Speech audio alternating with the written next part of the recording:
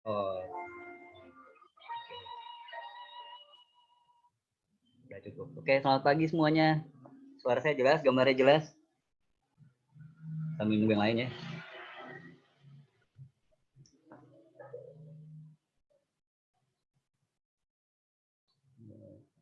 Ya. Oke, gambar saya jelas, gambar suaranya jelas.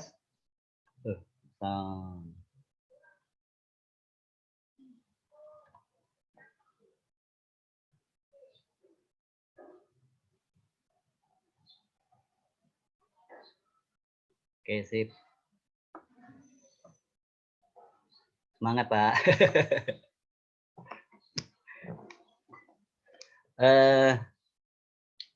Oil lagi-lagi masih jadi pembicaraan ya kan. Sambil kita tunggu yang lain, mungkin kita ajakin dulu yang lain. Pada belum muncul. Coba udah buang jauh-jauh ya. Ayo.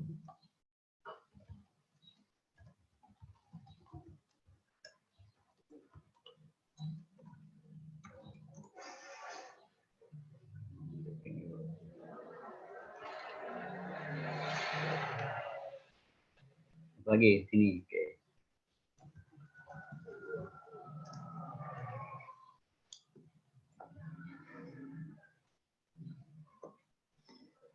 Dah semuanya panggilin, tinggal tunggu. Lah saya aduh, hai. Ampun dah.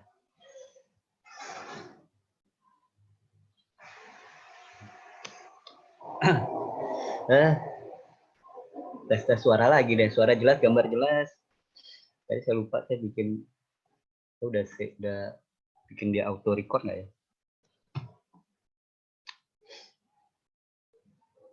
Sambil kita tunggu, yang heboh adalah tadi malam hebohnya ya. Tadi malam kenapa? Karena ini percobaan pertama ya. Percobaan pertama. Saya bilang percobaan pertama nih. Percobaan pertama dia mendekati 0 gitu. Ada apa katanya, resiko itu tidak disadari.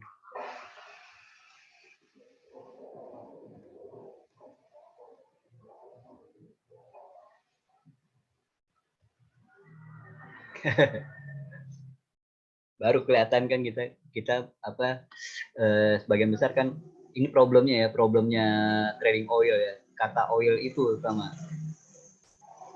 kata si apa, jadi kalau di awal kan kita pikir pertanyaannya begini, masa sih oil jadi 0 gitu. Ternyata bulan kontrak Mei kemarin yang udah expire ada negatifnya gitu.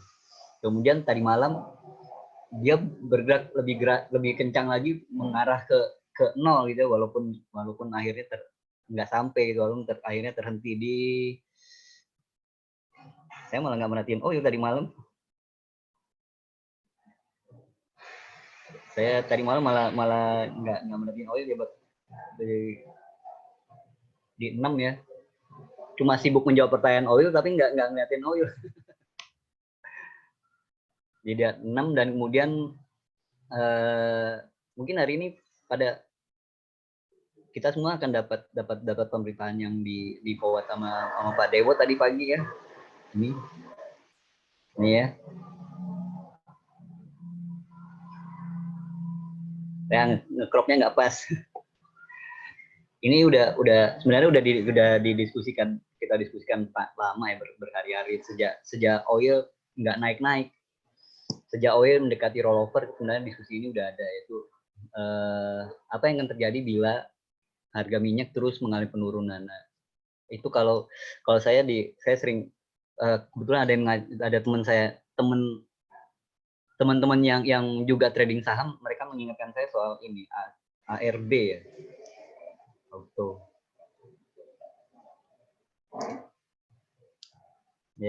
Bawah ya, gitu ya nggak salah ya. Harga saham itu terus turun, nggak ada yang mau ngambil, terus dia turun ngedrop turun sampai akhirnya kena delisting. Nah, apa yang terjadi dengan oil? Nah, kita kasihkan dengan oil yang kita trading oil yang trading indeks oil. Kita trading kan hanya indeks harga oil. Kita tidak berdagang fisik, kita tidak mentradingkan fisik oil. Sementara ini yang diperdagangkan dengan model perdagangan berjangka, dia pakai bulan penyerahan. Nah, di bulan penyerahan si yang punya barang bisa pasrah, ternyata bisa. Kemudian ini barang udah harus keluar, udah harus dikeluarkan. Kayak makanan kalau nggak dikeluarin basi dia. Harus dikeluarkan, harus dijual. Jadi dia bahkan kemarin yang kontrak bulan Mei akhirnya ya dia bilang ke yang pembeli, gue bayarin deh biar lu ambil barang gue gitu. gue bayarin, ambil barang gue bayarin. Itu obral 150%. Nah, mungkin kalau ke area obral, kelompok-kelompok ibu-ibu lebih paham gitu ya. Nah, ini yang terjadi di minyak sekarang. Di minyak sekarang harga apa sih yang bikin harganya jatuh? Harga itu kan dipengaruhi oleh permintaan dan penawaran. Oh, nggak usah deh, jangan kayak gini. Supply dan demand lebih keren ya, kita kan trader ya. Dan demand. Harga dipengaruhi oleh supply dan demand. Saat sekarang, terima kasih sama corona. Corona dampaknya adalah, ini pertama kan penerbangan terhenti. Ini yang pengguna besarnya itu ya, pabrikan tutup. Kemudian banyak kota lockdown. Ini nomor 1 seharusnya ya. Terkunci. Supaya nggak salah nulis jadi lockdown itu ya. Kota-kota terkunci. Kemudian ya yang paling gampang kita lihat aja kendaraan kita jadi nggak aktif ya. Motor saya di garasi udah lama nih. Jalan-jalan ke mall nggak seru ya. Online terus kita. Nah, ini apa? Ini demand ini. Berarti demandnya 0. Rendah lah ya, kecil ya. Atau menurun.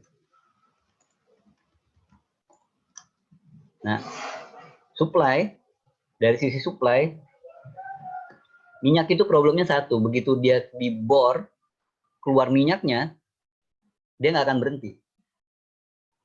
Minyaknya akan ngalir terus ngalir.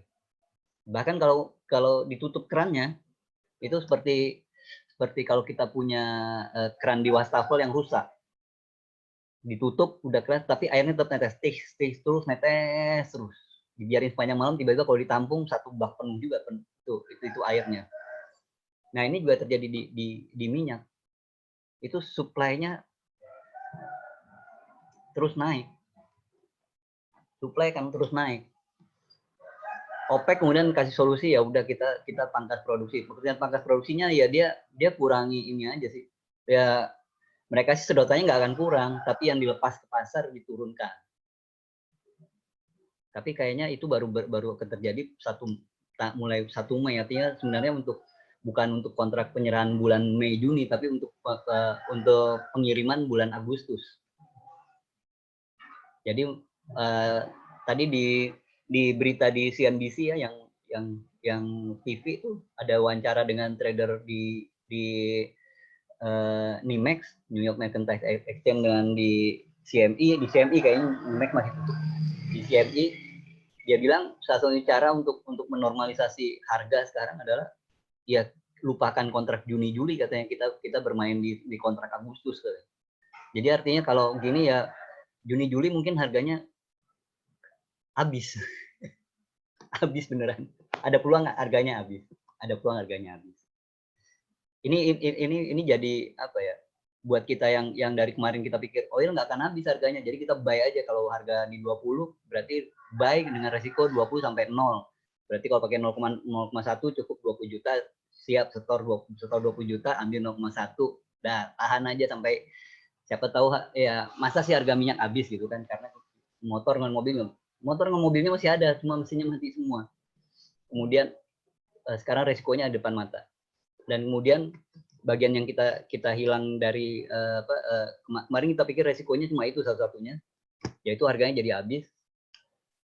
Ternyata kemarin ada resiko tambahan, yaitu rollovernya yang luar biasa besar kan. Bahkan untuk bulan ini juga kayaknya masih cenderung besar ya, masih mungkin kisaran 6 atau 7 dolar. Ini yang seru pagi ini, dan ya semoga Anda bisa menjelaskan, ya semoga nasabah bisa memahami. Saya juga sepanjang malam penjelasannya ke sini terus, aduh, susah trading jadinya. Lihat data ya. Malam ini mungkin ada potensi harga minyaknya beneran habis. Malam ini. Jadi agak harap-harap cemas untuk teman-teman yang masih punya posisi buy oil. Sama juga punya posisi sell juga sama, kalau dia habis juga kan berarti ya selesai lah pertarungan gitu kan. Ya itu ini crude oil inventories. Ini angka ini ya, ini adalah jumlah cadangan minyak Amerika. Dan dia nggak ada kaitannya, cuma cadangan itu dari bulan ke bulan tuh dia nggak ada kaitannya. Ini problemnya nih, dari minggu ke minggu ya Pak. Ini data ini dirilis tiap minggu. Dan ini jumlahnya masih sangat besar ya. Jadi saya kalau tadi kita bicara harga terhadap supply dan demand, maka ini kita punya supply yang luar biasa besar. Dan pertanyaannya, kalau Anda mau lihat supply-nya demand-nya udah mulai ada belum? Anda tinggal baca berita, cari berita di mana dikatakan ada kota di Amerika yang kuncinya mulai dibuka. Kalau itu ada, mungkin demand-nya mulai ada. Tapi kalau belum ditemukan berita itu, maka demand-nya masih rendah ya, kecil. Nah, jadi saya kaitkan, benar nggak sih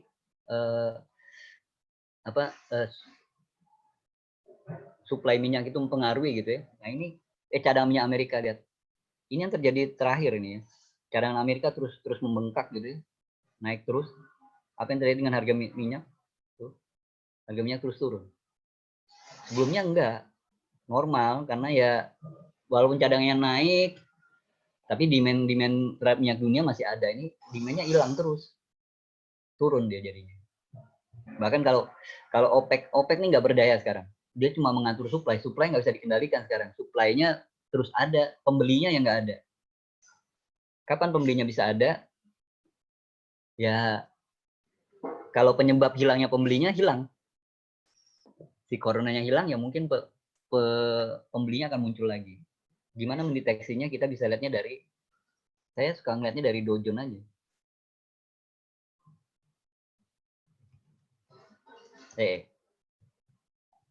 Saya ngeliatnya dari Dow Jones.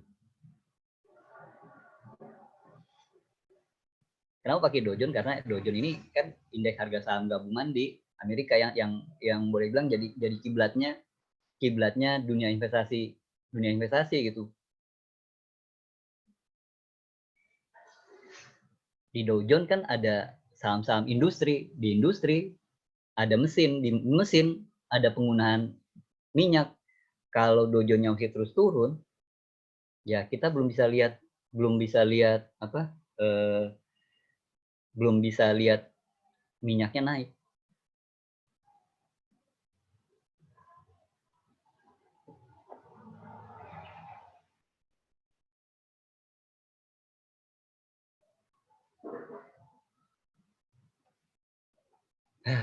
Itu minyak ya. Jadi buat yang trading ada posisi di oil, standby. Kayaknya kita begadang malam ini, Pak. Lihat di jam 9.30 ada crude oil inventory. Kalau tidak trading oil, trik fundamental ini bisa dipakai di USD Kanada. Jadi kalau di sini kalau pakai di USD Kanada, lihat USD Kanada pakai time frame 5 menit, itu indikatornya candle indikasinya ada di 925. Kalau di 925 dia bullish, 929 nge-buy Kanada, kalau 925 bearish, 929 nge-sell Kanada. Tapi saya cenderung pengen nge-buy Kanada sih, karena harga minyaknya masih punya potensi turun. Kalau dari data hari ini yang menarik untuk ditrading kan ada inflasinya Inggris. Inflasinya Inggris, coba kita lihat inflasi Inggris gimana ya. Di prediksinya sih masih meningkat. Cuma kita lihat tren peningkatan inflasinya. Indikator country.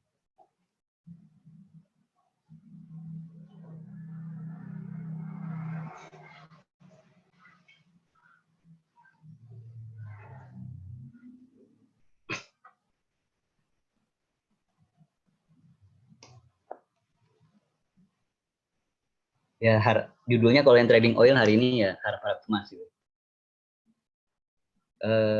United Kingdom.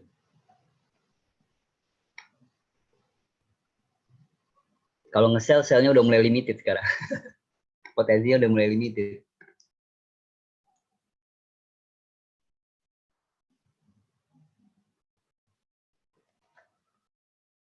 Kalau lihat dari rig count-nya, ini adalah jumlah yang masih ngebor gitu ya. Turun dia. Ini sih bisa kasih ya mungkin aja crude oil inventory-nya jadi agak turun. Yang nyetor supply-nya turun. Tapi kalau pakai mesin banyak begitu ya kita ke inflasi.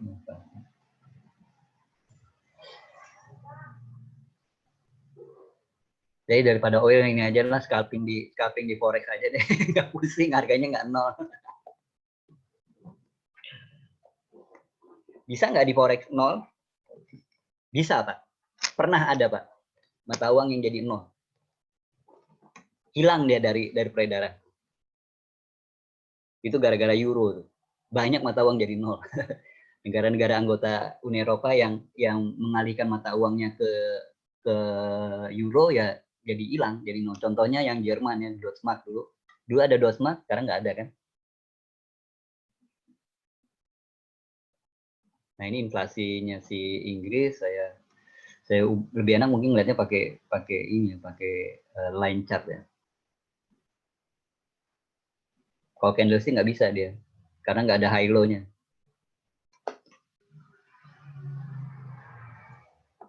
Saya ubah dulu ke line, kita mau lihat nggak jalan. Nah, line, lihat ya inflasinya mulai turun. Inflasinya turun dari Juli 19 turun, ini reboundnya koreksi dia ya. Kalau kita pakai teman-teman yang jago teknikal, teman-teman sebagian besar jago teknikal, ini bisa kelihatan nih swing ya, nge-swing. Jadi ini sell area. Inflasinya mulai kembali turun. Apa artinya kalau inflasi turun? Kalau inflasi kembali turun, maka suku bunga akan diturunkan. Kalau suku bunga turun atau seperti suku bunga rendah, maka mata uangnya cenderung akan melemah. Kenapa? Karena demand ke mata uang itu cenderung akan lebih rendah. Jadi kalau lihat gini, pound sterling mungkin akan kembali turun. Jadi dari sisi data jam 1 ada potensi si pound sterlingnya turun. Terus malamnya 7.30 inflasinya, sorry kita pakai yang inflasi Kanada yang tahunan. Kalau inflasi pakai CPI yang tahunan. Kita ke ini lagi ke Kanada, lihat Kanada. Jadi jam 1 pound sterling bisa turun dari sisi fundamental. Kalau mau gampangnya ya pakai trik fundamental, gampang. Tinggal lihat berarti jam 12.55 dan jam 12.59. Itu cara gampang. Tapi ingat kalau pakai trik fundamental itu statistiknya dia dari 10 kali penggunaan 2 kali error. 2 kali bikin loss maksudnya ya. Sambil ngintip ini. Saya meyakini kalau itu beneran mendekati angka 5 aja, banyak yang WA saya full. Ini inflasi secara umum gitu, secara umum baik negara tuh menggunakan angka patokan gitu, angka target inflasinya itu 2%. Jadi kalau inflasi masih di atas 2% masih dianggap ekonominya masih bagus. Kalau UK kan udah di bawah 2%, 1,7%. Jadi ya cenderung seringnya ada potensi melemah ya. Kalau Kanada ini masih 2,2%. Cuma ekonomi yang perlu kita ingat yaitu ekonomi Kanada ditunjang oleh pergerakan harga minyak karena Kanada adalah saat data 2019 sih dia adalah top producer oil nomor 4.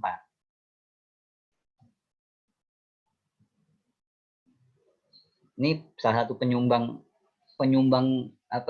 penurunan harga minyak. Kita ke lainnya, inflasinya masih bilang dari Oktober 2019 sampai terakhir masih gerakannya masih naik ya, mungkin kalau mau lebih jelas kita time frame-nya kita naikkan ya. Wah ini segitiga ya. Dia masih punya, jadi inflasinya ini ke teori ini aja teknikal ya. Fundamental pakai teori teknikal.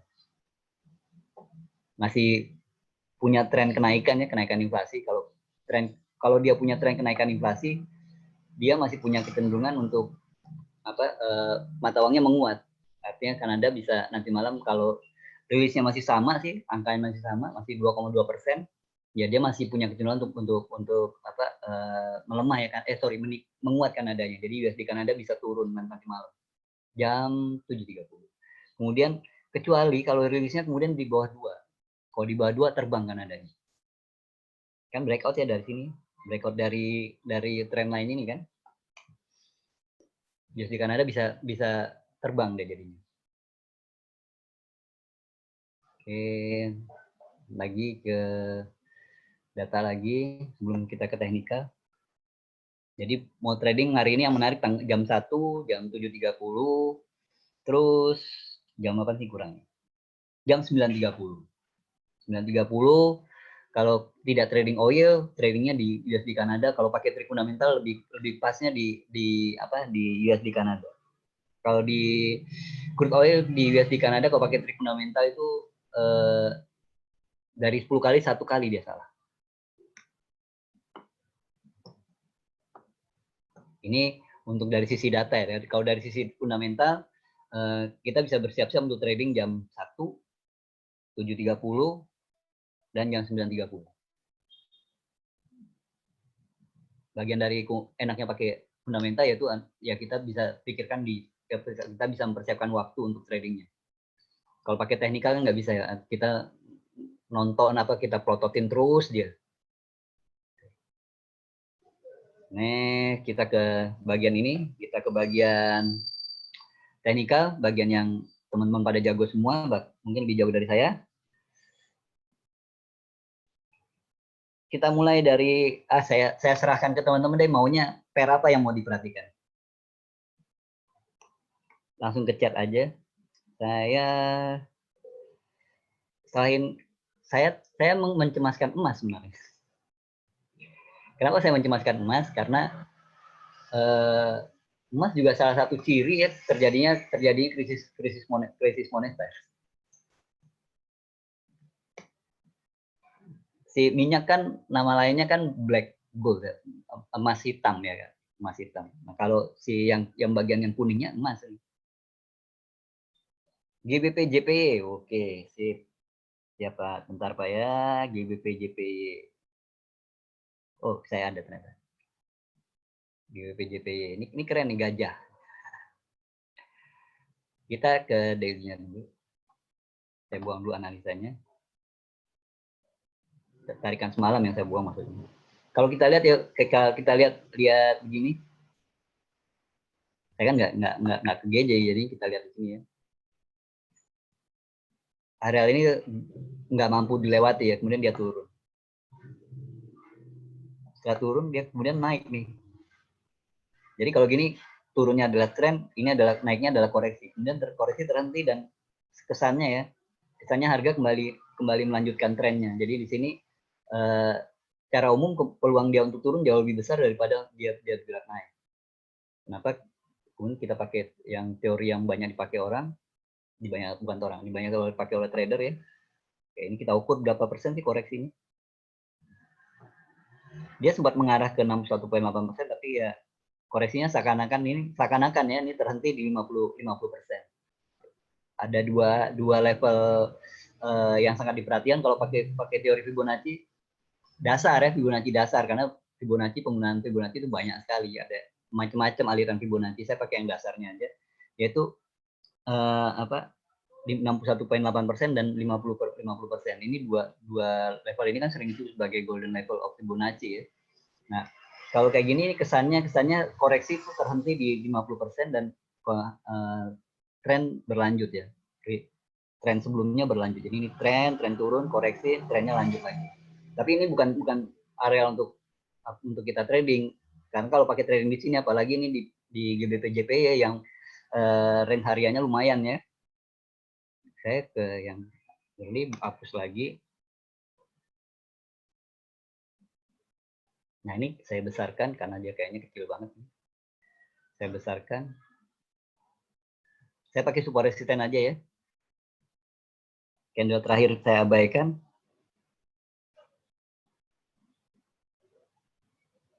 Dia lagi bergerak dalam kisaran sempit ya. Saya tunggu breakout aja nih. Ini sell-nya, di sini buy-nya. Ini buy area, di sini sell area. Kalau ngelihat begini sih, kalau kita lihat mana yang kita pilih sell atau buy, saya sih lebih milih sell karena ngikutin trennya. Pak Himen borong langsung dua sekaligus. Won dan Hang Seng. Oke Pak, sebentar Pak.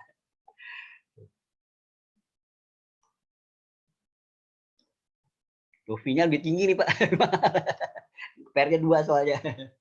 Jadi ini breakout dari sini ya, ini targetnya kemana kalau buy? Kalau saya rasa sih terdekat di sini. Kalau sell terdekat di sini.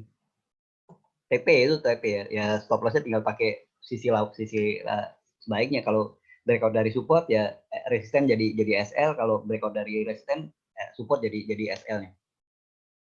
Saya masih pengen nge-sell Ponjen.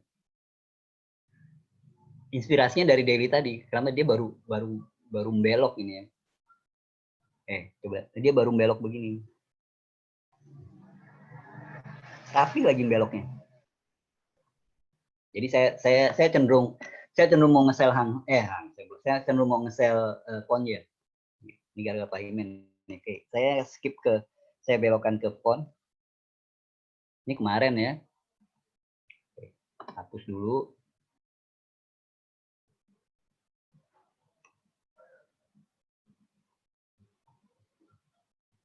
Ya ini hampir gambaran karena basisnya sama-sama Pon kan, jadi yang kita di Ponjen tadi hampir mirip dengan yang di GBP USD-nya. Jadi ini saya juga punya kecenderungan untuk saya juga ngeliat dia data inflasinya lagi ya hari ini ya. Kalau inflasinya masih terbiak rendah ya, dia masih punya kecenderungan untuk turun. London masih lockdown kan. Kita ke H1 aja kalau gitu.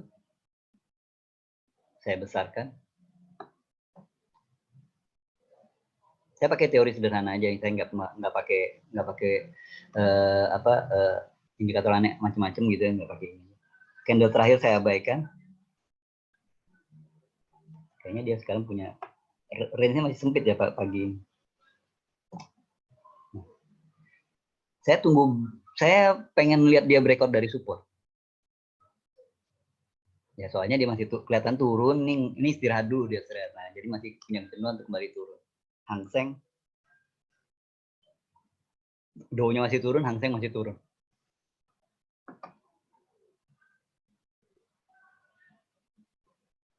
Ke daily.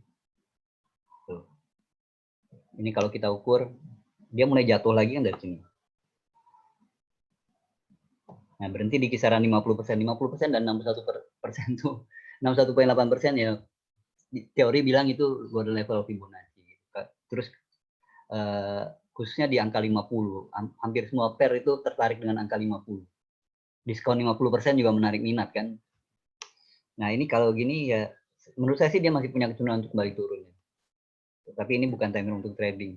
Hang Seng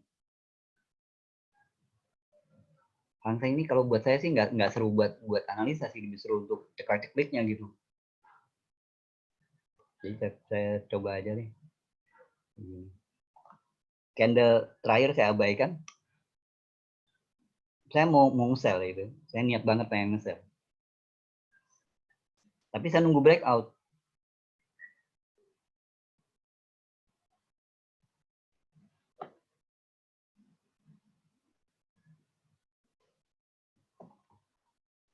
Ini unik ya, ini dia punya support, sebelumnya jadi support, sekarang jadi resisten. Tadi pengen di breakout, tapi kesannya gagal.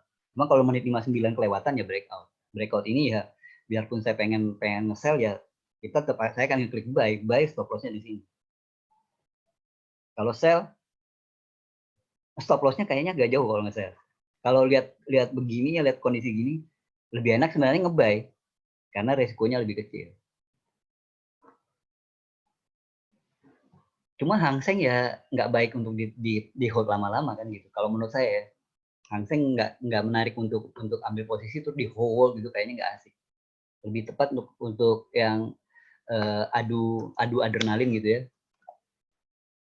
Biar senam jantung yang sehat nadanya di sini letaknya. Jadi kalau ini saya cenderung pakai time yang jauh lebih pendek ya. Ini juga sama. Nah ini menarik karena di sini jadi kayak apa? Kalau buka kamus candlestick itu, ini ada dark cloud cover. Ini kita kalau menit 44 dia jadi bearish lagi dan bodinya kurang lebih lah ya, kurang lebih sama dengan ini. Kalau mengecil sih kurang menarik. Lebih menarik kalau bodinya kurang lebih sama dengan candle bearish yang pertama ini. Nah, itu sell. Stop loss-nya kalau ini kayaknya kedekatan bisa pakai yang di sini agak jauh. Tapi saya masih pengen nge-sell. Menurut saya sih Hang Seng masih sell menurut saya. Next yang lain. Kira-kira gitu Pak Imen.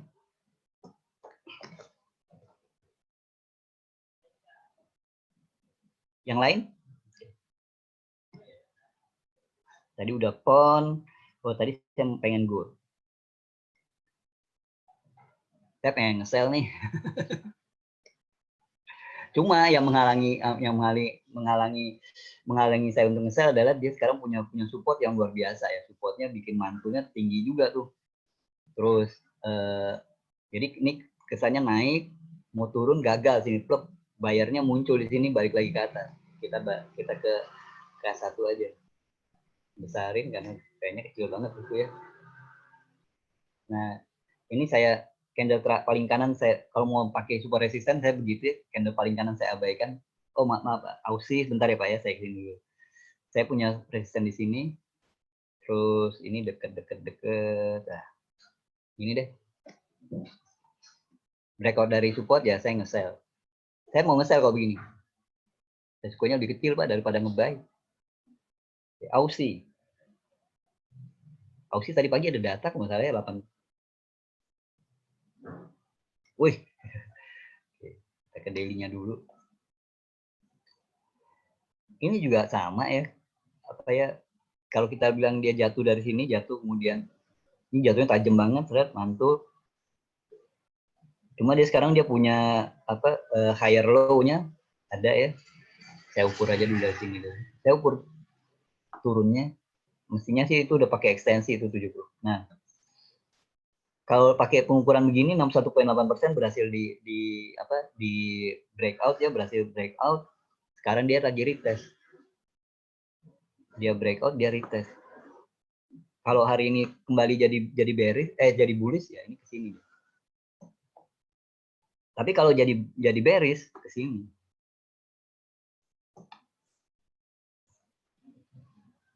Ini yang di daily kalau gini sih kalau lihat daily-nya cenderung nge-buy.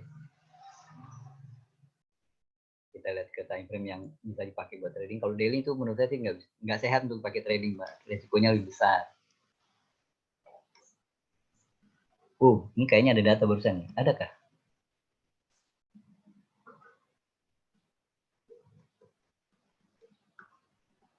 Oh, ada 8.30 ya.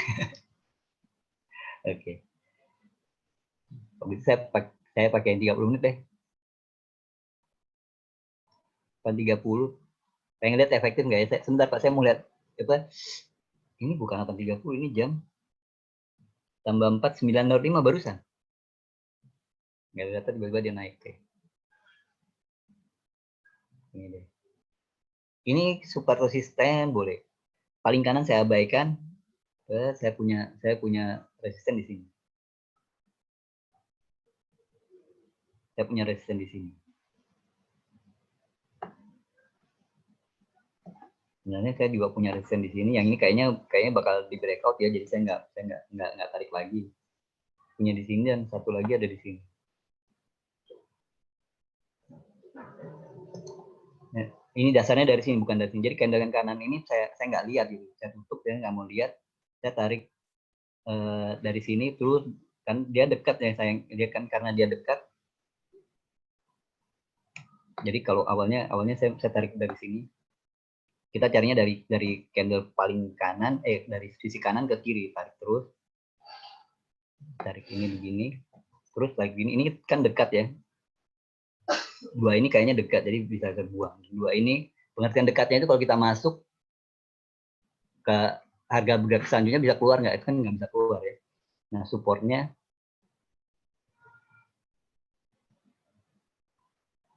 support terdekatnya di sini, di sini, nah di sini, sini.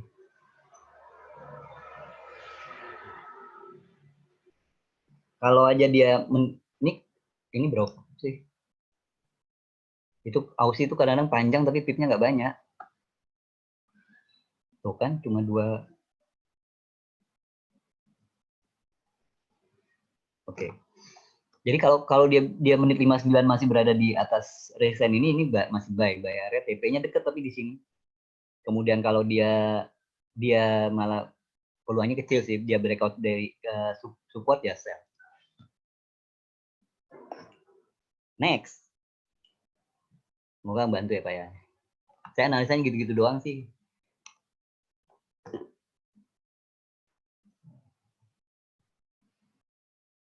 Pair apa lagi? Mungkin yang dari tadi direct pair on euro. Langsung aja ke satunya aja kali ya. Oke.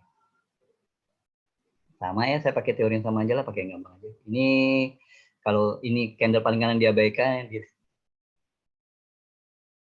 Oh, pantas Bapak sedang buy. Mantep Pak. Saya nggak ada posisi nih Pak. Gimana ya? Resisten di sini, ini di sini deket, ini bisa di sini, satu lagi, yang ini. Yang ini supportnya ini deh. Nah, tunggu breakout. Kalau support resistennya lebih banyak, kayaknya mendingan sell. Yen. Satu aja deh, saya nggak ngeliat ini. Hemat waktu. Hapus dulu. Ini kebiasaan buruk saya, tiap kali pindah time frame saya hapus semuanya. Yang penting kan sebenarnya bukan analisanya, sebenarnya saat kita ngeklik itu kan yang analisa boleh salah, ngekliknya nggak boleh salah. Karena kalau salah ngeklik, ya duit hilang. Oke, kayak candle kanan abaikan, ini dengan ini kayak yang deket, saya pakai yang ini. Ini masih bisa ya. Satunya lagi supportnya saya di sini. Tunggu breakout. Kayaknya secara besar ini lagi sideways ya. Ada berapa jam dia sideways di antara ini. Nah, kalau sideways, EJ saya udah buka belum? Bentar Pak, saya lihat dulu. Lo nggak ada. Nah, sampai pairnya aja belum, chartnya aja belum saya. Nggak ada. EJ. Nggak ada beneran. Saya tambah dulu. Euro JPY.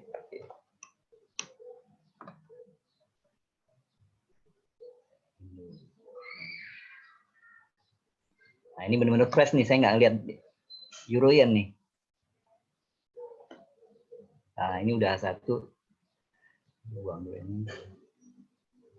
Dekatkan. pakai teori yang sama. Cuma kalau lihat gini nih, si ya non trend ya, kalau saya bilang sih non trend. Kenapa? Karena high-nya makin rendah, low-nya makin tinggi. Ini non trend, tunggu breakout nih.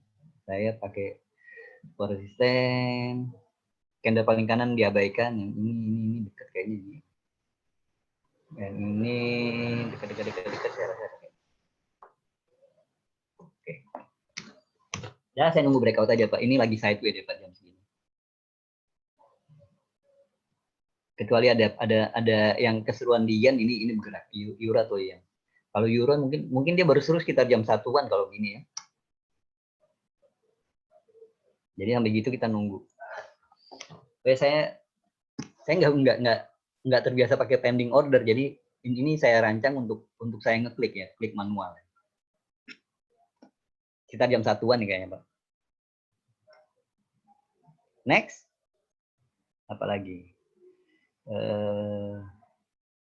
Dow Jones masih turun, masih pengen nge-sell. Tuh, cenderung nge-sell ya Pak ya. Tapi ini lebih menarik scalping gitu, scalping dia nih menarik nih. Cuma kalau scalping di Dow Jones ya pakai 200-an bisa hilang seketika.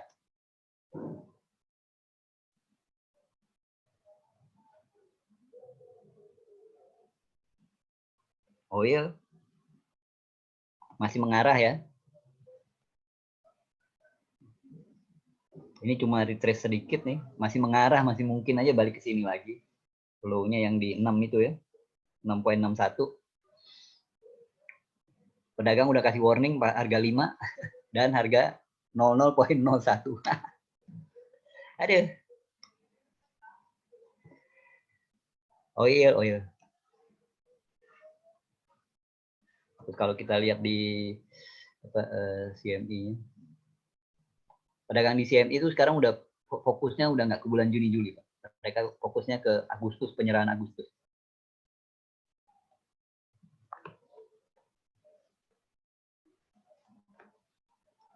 Katanya itu kata CNBC.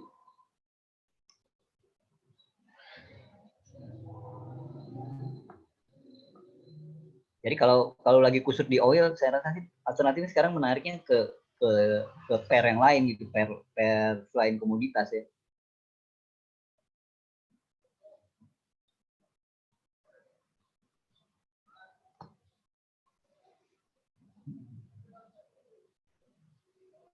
Artinya apa?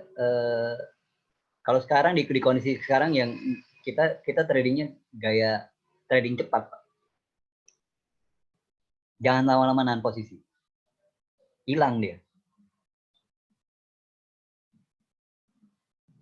Posisinya kalau ditahan hilang.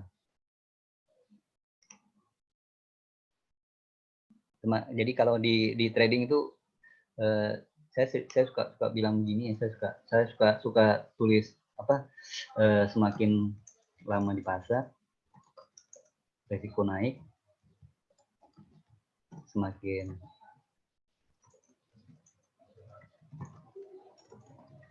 resiko juga naik.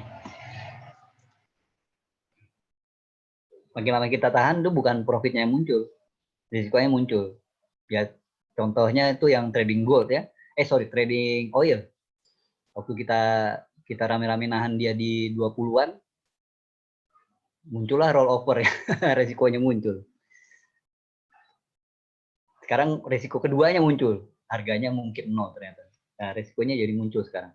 Jadi semakin lama di pasar, resikonya naik dengan sendirinya. Bukan profitnya yang muncul, bukan profitnya yang bertambah dengan kita tahan posisi lama-lama, itu sebenarnya resikonya yang muncul. Jadi profitnya justru akan cenderung menghilang atau mengecil atau menghilang.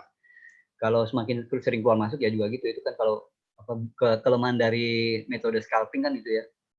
Entry pertama profit, entry kedua profit, entry ketiga profit, entry keempat masih profit, entry kelima balance-nya hilang.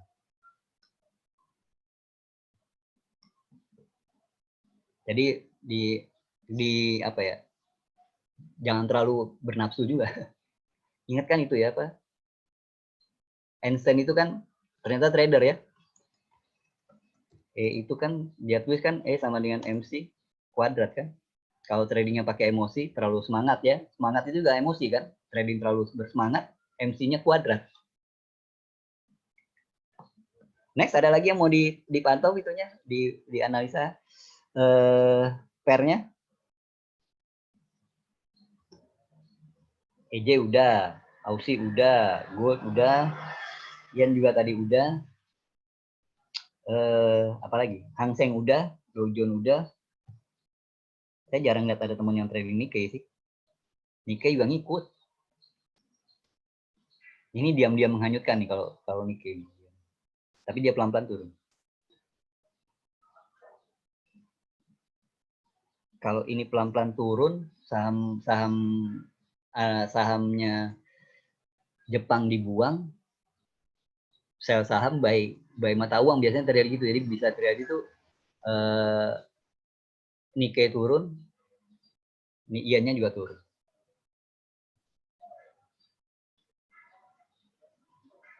Ini kalau semakin turun bisa-bisa Yen-nya juga ikutan menguat ya.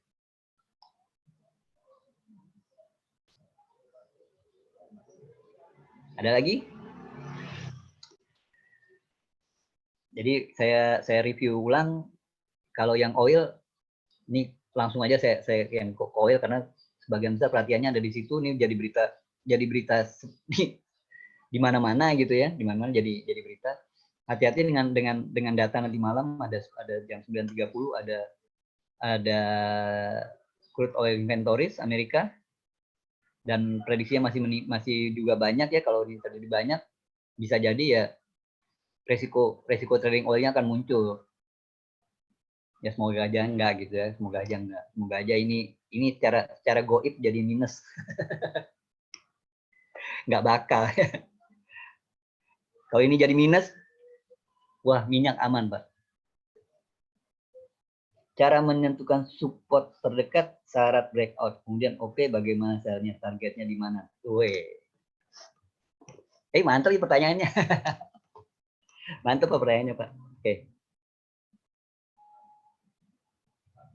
Ilmu nih jadinya. Saya pakai sampel yang mana ya? Oke, saya pindahkan time frame yang pendek. Karena time frame pendek biasanya kelihatan shadow-shadownya banyak. Oh, pakai Hang Seng aja deh. Pakai Hang Seng deh jadi contoh ya.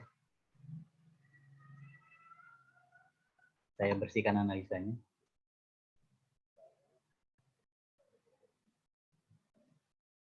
Nah, oke, dah 10 menit ya bisa lah. Sampai jam 10. Di candlestick, Pak, candlestick itu terdiri dari dua bagian, yaitu body dan shadow. Si body, dia informasi buyer atau seller. Di shadow, dia kasih dua informasi. Yang pertama, informasi support resistance. Yang kedua, dia kasih informasi dengan potensial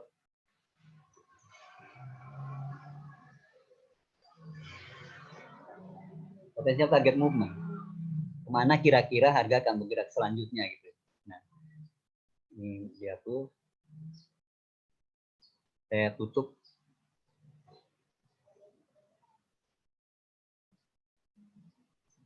Kalau misalkan dia bergerak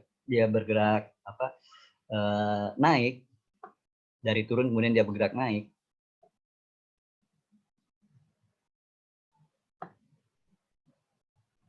Nah, gini deh ya. Kira-kira gini ya Pak, misalkan kita lagi di kondisi ini. Zoom keren ya, bisa menghilangkan harga ya, bisa menghilangkan. Misalkan harga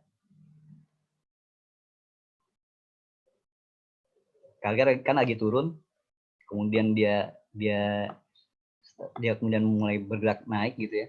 Nah, kemana di mana target terdekat kenaikannya? Target terdekat kenaikannya yang bisa kita lihat ini kebuka lagi jadinya. Dulu. Yang pertama, kalau dia naik dia akan cenderung menuju shadow high terdekat sebelumnya, Pak. Jadi di sini saya garisin ya Pak ya, shadow high terdekat sebelumnya. Jadi dari sini, di mana shadow high terdekat ada di sini. ada di sini. Udah panggilan paling tinggi ya Pak ya, sini deh. Kemudian ada di sini, ya kita terusin aja, dan kemudian ada di sini.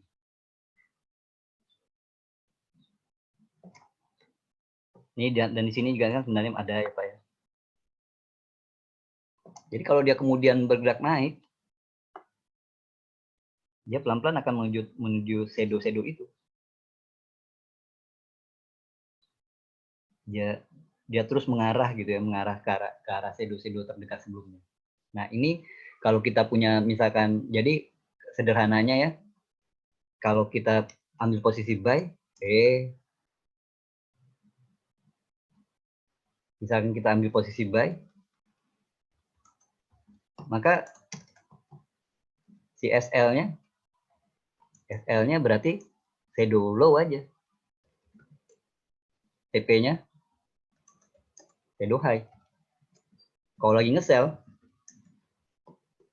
SL-nya ya di high. Terdekat sebelumnya, TP di low. Simpelnya gitu, Pak.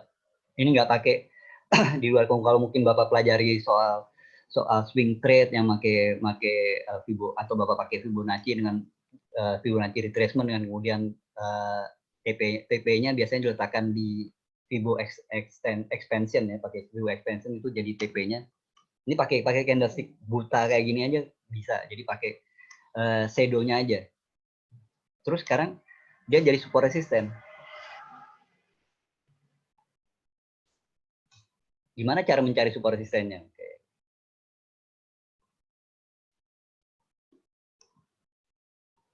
Nah, shadow itu kasih informasi dengan rejection. Harga itu menolak pasar menolak harga tersebut. Jadi saat harga lagi nah ini harga lagi turun sampai di sini berhenti, dia nggak mau, harga nggak mau lanjut balik dia sampai di sini, dia berhenti, nggak mau lanjut naik lagi, dia balik lagi. Nah berarti ada sesuatu gitu ya. Nah itu kemudian muncullah support atau resisten. Support itu kan dari asal kata supporting ya. Support kan dia kan dukung ya. Kalau didukung naik dia. Nah ini low nih letaknya nih. Jadi kalau ada support, ini jadi support ya. Ini support. Dia mendukung harga untuk terus bergerak naik. Sementara resisten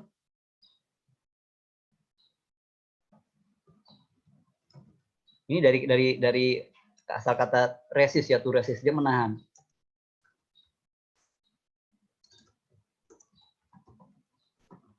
Menahan harga untuk bergerak naik. Jadi harga begitu lagi bergerak naik, ketemu resisten. Lagi naik, nggak jadi dia naik. Naik lagi, nggak jadi sampai di sini. Ditahan untuk naik, belum saatnya naik. Sampai di sini dia berhenti lagi.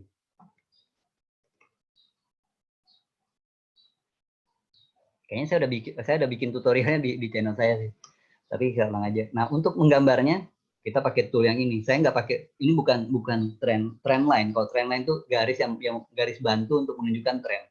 Ini support resistance level yang memberi dukungan dan level-level yang memberi tahanan. Kita pakai garis mendatar. Cara menggambarnya, abaikan dulu nih. Candle yang paling kanan ini kita abaikan. Jadi untuk mencarinya saya bisa mulai dari sini. Kemudian kita lihat shadow-nya tuh dari shadow paling kanan ke shadow paling kiri. Ini asalnya kita gambar aja terus semua. Kalau untuk support semakin ke kiri, dia harus makin rendah. Sementara untuk resisten semakin ke kiri, dia harus makin tinggi. Kemudian kalau dia dekat-dekat kayak gini, kalau untuk support pertahankan yang paling rendah. Kalau untuk resisten pertahankan yang paling tinggi. Kemudian apa syarat breakout-nya? Komplit Bapak nanyanya. Breakout itu kalau candlestick oleh body.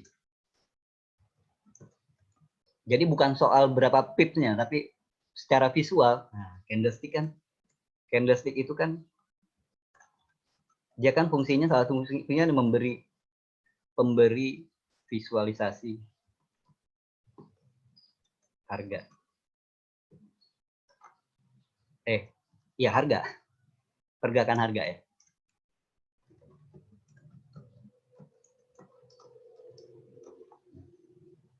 Lihat Pak yang seperti ini.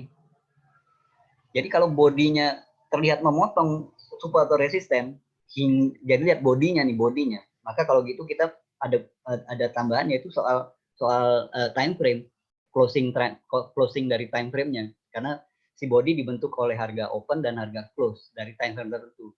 Jadi kalau gini, ini saya lagi di time frame 5 menit. Maka jika dia sampai menit 55, lihat. Nah, ini nggak jadi breakout dia. Ini bukan breakout. Apa yang terjadi di sini? Dia cuma nge-break. Apa yang dia break? Dia break low. Dia barusan nge-break harga rendah terdekat sebelumnya. Artinya apa kalau dia nge-break itu? Artinya low ini belum jadi support. Low ini support yang benar adanya di sini sekarang. Nah, kita lihat di sini candle yang ini mampu nggak 5 menit ke depan nih, mampu nggak bodinya nge-break out, memotong support ini. Kalau sampai menit 59, 1 menit sebelum closing candle, saya pakai gitu ya. 1 menit sebelum closing candle dia berhasil breakout, nah itu secara manual sih bisa ngeklik. Jadi kalau pakai teori breakout, menurut saya sih agak susah kita trading pakai pending order. Karena bisa terjadi gini, kayak tadi ini.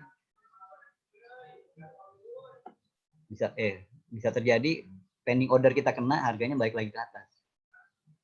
Atau kemudian teman-teman suka sebutnya dengan false breakout. Kalau saya sih nggak menggunakan teori false breakout ya, atau ada yang bilang fake out gitu, enggak sih. Saya cenderungnya bilang breakoutnya nggak dikonfirmasi, nggak jadi breakout aja. Kalau jadi false ya karena kita kebetulan ngeklik di situ. Kalau ini sampai menit 59 dia bisa tembus ya, bisa bodinya sampai menit 59 ya bodinya di begini. Kok merah? Oh ya. Jadi,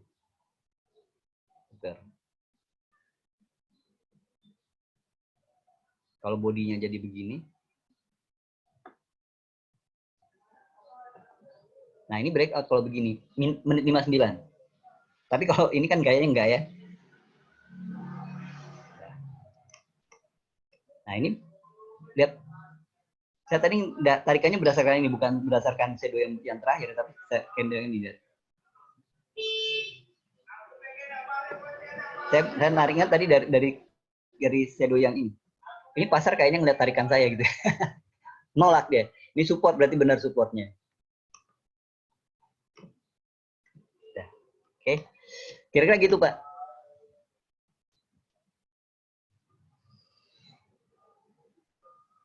Kalau lebih jelas mungkin diskusi di grup saya deh. Tanya ya boleh, nggak apa-apa. Oke. Next, ada lagi? Wah, ini rekamannya saya YouTube kan nih, soalnya ada teori. Ada teori seputar support resistance. Ini teorinya basic ya, Pak, dasar. Saya trading hanya pakai teori yang dasar aja.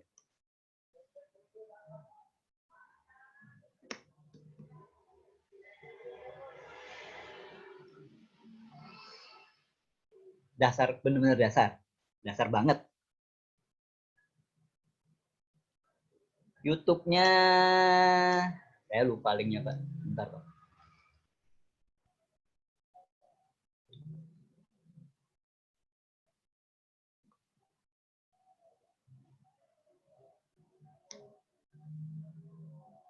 Saya yang punya channelnya aja lupa.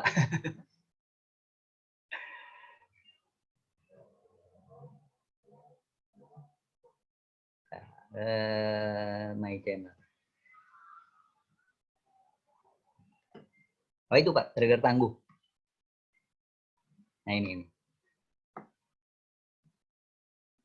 Nah ini kan rekaman kita kemarin.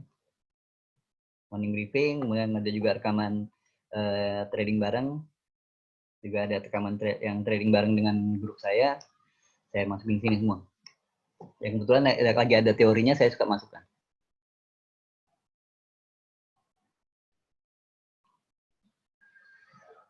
Tuh. Nah, ini kalau sampai menit 5, nah dia belum breakout ya. Secara visual breakout Pak. Jadi nggak, kalau saya sih nggak apa, saya udah cari banyak itu nggak, sebenarnya nggak ada aturan berapa pips gitu baru kita bilang dia breakout. Lebih pas tuh secara visual aja. Ini secara visual Bapak udah bisa lihat dia tembus nggak bodinya gitu.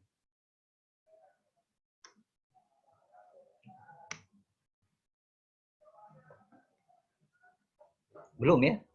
Nah, belum ya.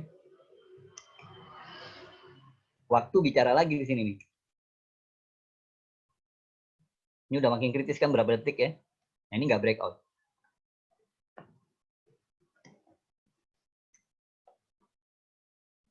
Nah, jadi aman kan, nggak diklik ya. Kalau dia breakout nggak klik, nggak jadi. Terus kalau Bapak lihat saya pakainya time frame pendek. Apa sih gunanya? Kenapa time frame-nya cuma ini gitu? Kenapa di apa time frame-nya kok cuma ini aja? Meta 5 lebih banyak ya. Kita sebenarnya kan ada time frame panjang itu kan ada, tapi dasarnya kenapa hanya ini?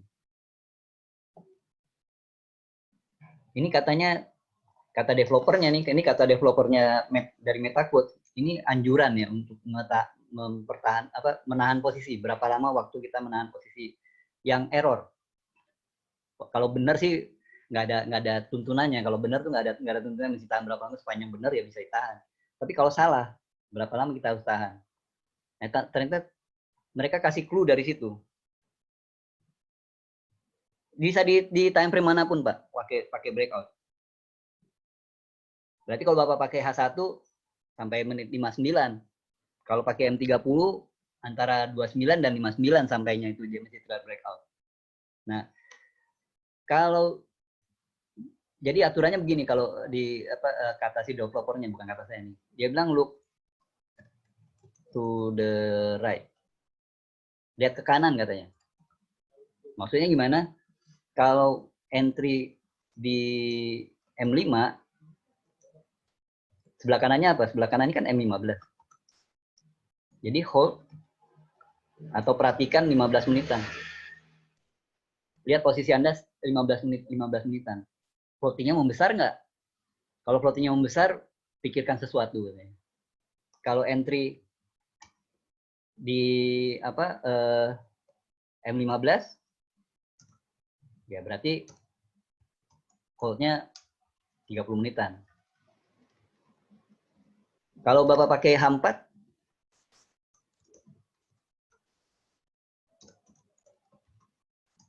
ya holdnya sepanjang hari. Kalau pakai daily, holdnya semingguan. Kalau pakai weekly, holdnya sebulanan. Kalau pakai monthly, mereka jawabnya antara bercanda dengan serius. Minimal 3 tahun Pak tahannya Pak, katanya Pak. Tapi kemudian terbukti. Kalau Bapak pakai bulanan, tahannya memang minimal. Gold udah ada Pak. Gold udah ada Pak.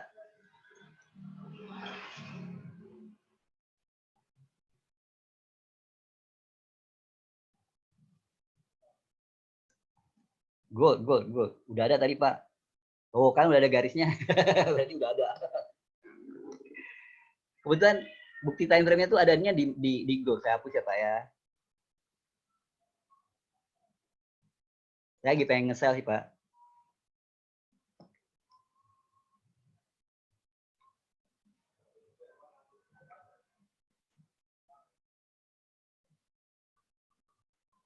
Tahan minimal 3 tahunan Pak. Jadi kalau pakai bulanan tahanannya udah pakai tahunan. Contohnya gimana coba? Pak, ini kan ya kalau kita di sini, ini harga tahun. Ini kayak ngelipat kertas gitu ya. Saya letakkan di sini aja deh. Ini kita tinggal lipat aja kan, dia balik gitu ya. Harga yang sebelah sini, ada cerminan dari harga yang sebelah sini. Jadi pilihan time frame itu time frame juga salah satu fungsinya adalah untuk pemikiran kita mau trading yang apakah benar-benar panjang, kita hold banget gitu ya. Jadi kadang-kadang kalau kayak gini memang ada salahnya kita juga waktu kita trading, misalkan kita trading oil ya. Kita rata-rata trading oil kan melihatnya mungkin masuk pakai H4 tahan berbulan-bulan kan, atau pakai M5 tahan berbulan-bulan. Jadi ya begitulah resikonya muncul dengan sendirinya.